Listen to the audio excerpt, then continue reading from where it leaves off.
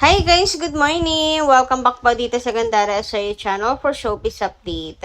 Ang tatalakayin nga natin ngayon at pag-uusapan mga kakimpaw ay patungkol nga po dito sa latest update ng takbo po ng botohan para sa International Award mga kakimpaw. At syempre patungkol na rin nga po dito sa isang host na ayaw pong masasapawan ni Chinita Princess mga ka-KP di umano. Kaya naman tumutok lamang po kayo hanggang dulo ng ating update. Bago po natin to simulan, sa mga hindi pa po nakaka-subscribe sa ating channel, pakiclick lang po tayo na ating subscribe button at notification bell na nariyan sa baba para mag-updated po kayo sa mga susunod natin chika patungkol sa Kimpaw. Maraming salamat! At eto na nga, dumako na tayo ngayon at simula ng atin pong chikahan sa pamamagitan ng pagbabasa ng comment ng ating mga subscribers bilang pasasalamat na rin sa walang sawang pagtutok at pagsuporta kina Kim and Paolo. So, ang first commenter nga natin ay si Miss Elizabeth Collins. Sabi niya rito, "Life is limitless." From spiritual leader Sadhguru, who stated your ability to love, to reach out, and to experience life is limitless.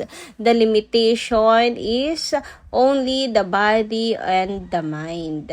Brian Tracy, there are no limits on what you can achieve with your life except the limits you accept in your mind. Gandara sobre yata ang paniniwala ni Chong at Wai sa sarili nila na sila lang ang may alam or sila lang ang may laman ng utak. Paulit-ulit pa nilang pinagkatubaan ang sinasabi ni Kimi. Yung last sinabi ni Vice, heto ka na naman. Hindi nga maganda, nakakabastos talaga.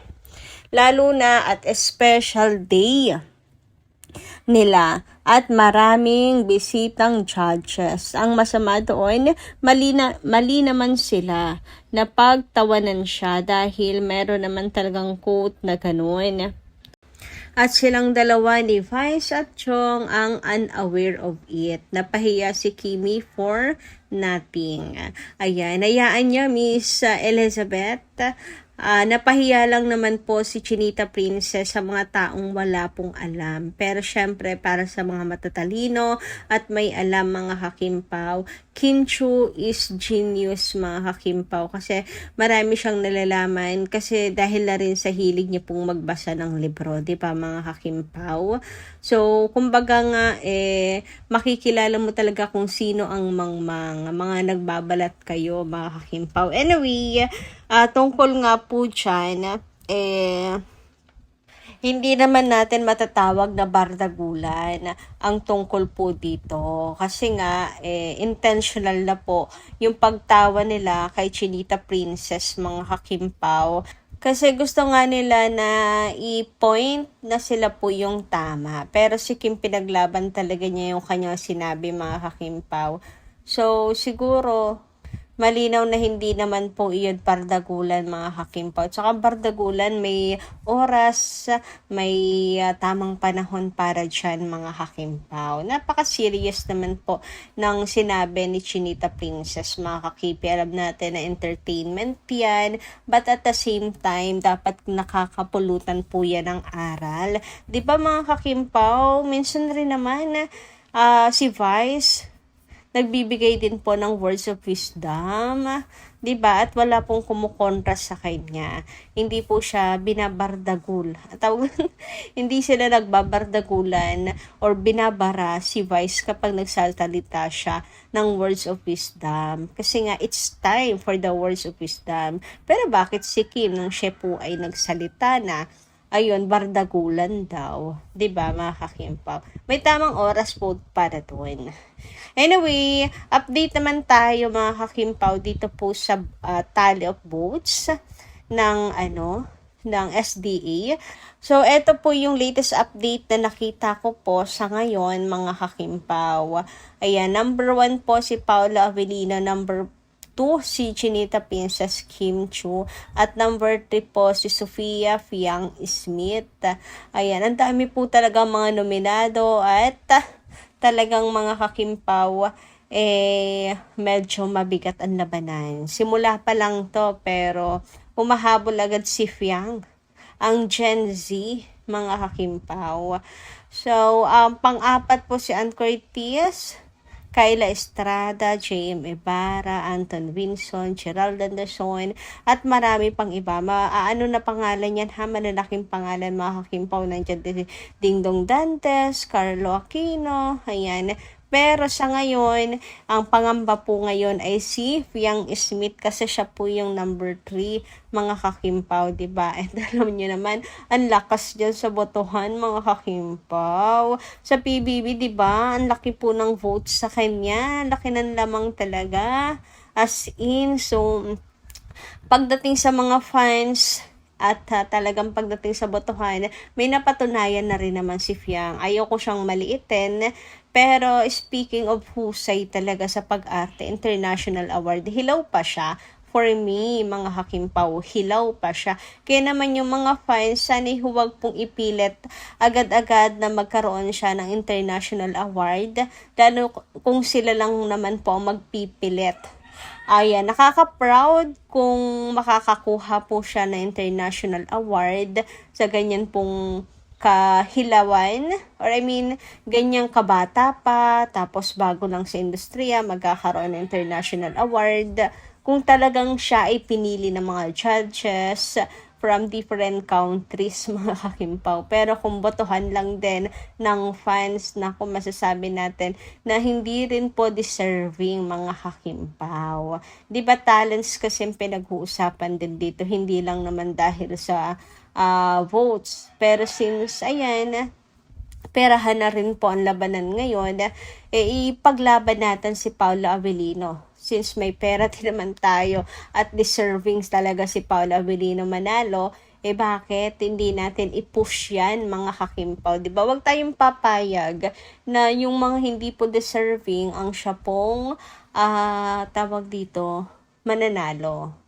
Diba? Ang dami ditong deserving, mga kakimpaw. Pero sa tulad ni Fiang, hindi ko siya minamaliit ha, mga kakimpaw. It's just that talagang hilaw pa. Marami pa po siyang matututunan, and naniniwala ako na sa katagalan, diba, mga kakimpaw, ma-reach niya rin kung ano po ang na-reach ng mga bigating artista. Sa ngayon, hindi pa muna. Di ba? Wag mo nang ipagpilitan yan. Kimpaw muna sa ngayon dahil talagang alam niyo yun, marami nang napatunayan, napakahusay, napaka-relevant at the same time. Alam ko may kokontra sa comment natin, mga kakimpaw, sasabihin dami mong dakdak, bumoto ka na lang, ayan, tapos mayroon pong makaka-misinterpret ng point ng sinasabi natin, mga kakimpaw. Hindi naman natin dinadown or minamaliit siya. It's just that marami lang din talaga na mas deserving pa sa kanya. Ang dami pong mga mahuhusay na artista dyan, no? Kabilang din ang pangalan dito ni Ann Curtis. And marami pang artista. Katrina Halili, marang nabasa ko yung pangalan ni Katrina, Dingdong Dantes. Marami. Kumbaga, Fiang versus Tem, diba? Hilaw pa talaga siya. Next time siguro. Anyway, kasama rin nga po si Chinita Princess sa nominado, mga kakimpaw. Ano? And number 2 nga po sa botohan, si Kimi. Pero, focus po tayo kay Paolo Avellino as per Kimi's request na huwag po natin hatiin ang atin pong boto at mag-focus na lamang po tayo kay Paolo Avellino, sapagkat naranasan na nga po niya, mga kakimpaw, ang magkaroon po ng Seoul International Drama Awards. So this time, si Paolo Avellino naman. Anyway, meron din naman nagsasabi na if ever na manalo si Chinita Princess, mga kakimpaw, siya ang kauna-unahang Pilipino na mananalo ng twice sa Seoul International Drama Awards, mga kakimpaw, diba? Sabi nga dito, supporting Pao win, but honestly, rooting for Kim Chiu too. If she wins, she will be the very first Filipino to win the award twice. Ang laki ng impact nun for her. her nomination and to win for Copino is not guaranteed for obvious reason. Nasasayangan lang ako. Kaya nga 'di ba mga kakimpaw, kung sakasakali siya po ang first ever Filipino na makaka-receive po ng award twice sa Seoul International Drama Awards. Pero hindi na po kasi hangad yun ni Chinita Princess. Ang gusto po niya ay si Paolo Avellino. Sabi nga dito, fam, please, let's not divide the votes. Focus tayo kay Paolo this time. Tulungan po tayo. Solid KP, solid P, and solid K. Nananawagan din po ako sa lahat ng KPs na nakakaluwag-luwag. Pakidrop po ng pangmalakasang votes niyo for Paolo Avellino. We need your purchasing powers.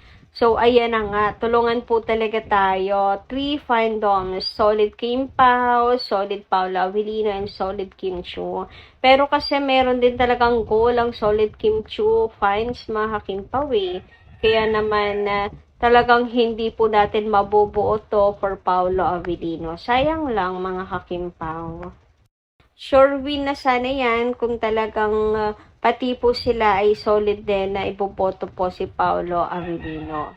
Anyway, dumako naman nga po tayo dito sa nangyari sa tawag ng tanghalan nga mga kakimpaw issue kay Kim Chiu and Vice Ganda. Sabi dito, I was taken aback by Vong Navarro's and Vice Ganda's response to Kim's line na life is limitless. I wonder why. Minamaliit nila si Kim. Nakalimutan na ba nila ang elementary lessons nila na figure of speech? Well, ang sinabi ni Kim ay one of example of that. It is a metaphor. It's disappointing. It's disheartening to see how Kim is being treated by her co-host nowadays. Why? Samantala, sabi naman ng isang commenter, ayaw nilang masapawan ng isang Kim kasi sila ang pioneer at huli nakapasok si Kim sa It's Showtime. So, yon lang story nila. So, ayan daw mga kakimpawang, pwedeng isang reason dahil ayaw nilang masasapawan sila ni Chinita Princess o ni Kim. Ang husay din kasi talaga ni Kim mag-host, di ba mga kakimpaw? And tama naman talaga ang sinabi ni Chinita Princess. Wala naman talaga tong mali. Pero ayun, tapos na yun mga kakimpaw and mukhang hindi naman apektado si Kim. I mean, hindi siya nagpapaka-apektado. At life must go on, di ba? Bakit mo ibuburyo yung sarili mo sa negativity? Kaya naman, ayan, move on na rin po tayo mga kakimpaw. Naiparating naman na po natin ang atin pong saloobin. Sana next time ay wala na pong gano'n na mangyari.